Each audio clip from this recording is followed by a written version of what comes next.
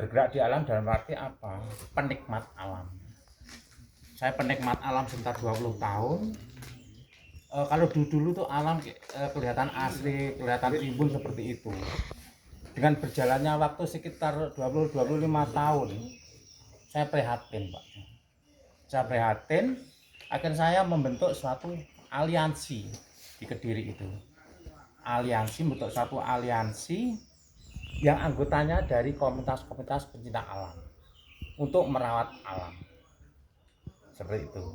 Nah, dari komunitas atau yang masuk ke aliansi itu membentuk suatu pembibitan.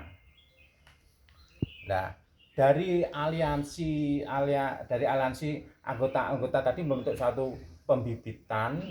Nah, pembibitan itu untuk siapa itu bebas, umum. Itu ada 2 pembibitan.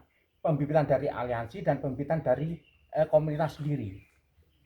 Kalau dari aliansi itu banyak yang ngambil dari dinas, dari mana-mana itu banyak. Tapi biasanya kalau di aliansi itu bukan harus ya, tapi meninggali ngaran ya, ganti polybag lah seperti itu. Seperti itu. Ngisi kas seperti itu. Tapi kalau di komunitas seperti saya, komunitas Kopla, saya menyediakan gratis untuk alam. Minimal target saya 2.000 dalam satu musim. Alhamdulillah kemarin itu lebih dari 3.000 bibit gratis untuk monggo yang siap menandur. Tapi saya tidak melayani dengan jumlah ribuan, mohon maaf.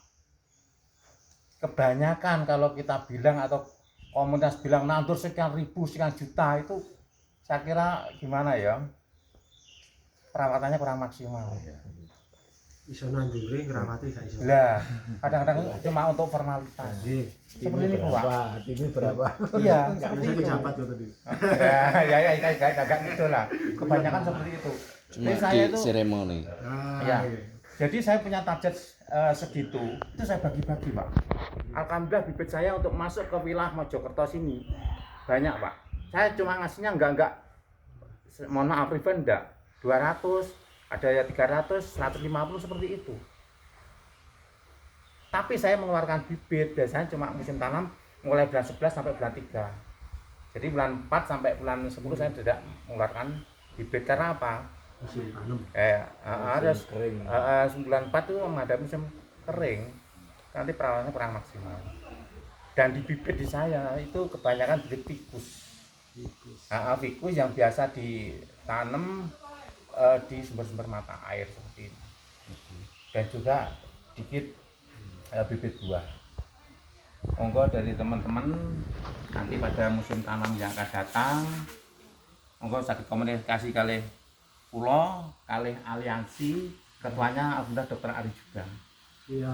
Ya, saya membentuk suatu aliansi itu sekitar setelah waktu Covid. Itu ada keperhatiannya di alam. Seperti itu. Saya membentuk untuk aliansi bersama tokoh-tokoh atau wakil-wakil dari komunitas-komunitas membahas masalah keprihatinan di alam tadi. Pak Endi, Ya, tolong dijelaskan bibit yang layak ditanam. Kadang-kadang teman-teman itu nanam gagal, itu faktornya apa aja? gini Dok, masalah yang harus kita tanam. Alhamdulillah kita itu ilmunya bukan dari perhutani, bukan dari kita survei atau pengalaman di lapangan, gitu ya. Betul. Mungkin dari perhutani itu bibit yang harus ditandur atau ditanam itu mungkin 60 cm. Di 60 cm. Karena apa, pihak perhutani nandur atau nanam bibit 60 cm. Perawatannya secara periodik, keberlanjutan. Tapi biasanya kalau relawan bar nandur kapan kelamute, enggak ada jadwal. Itu kebanyakan seperti bayaran, Pak. Nek relawan kan mboten sosial. Nah, seneng nandure, Pak. Seneng nandure. Masalah nandure CTK iso. Lah niku yang paling penting itu perawatan, Pak. Niku. Jadi dari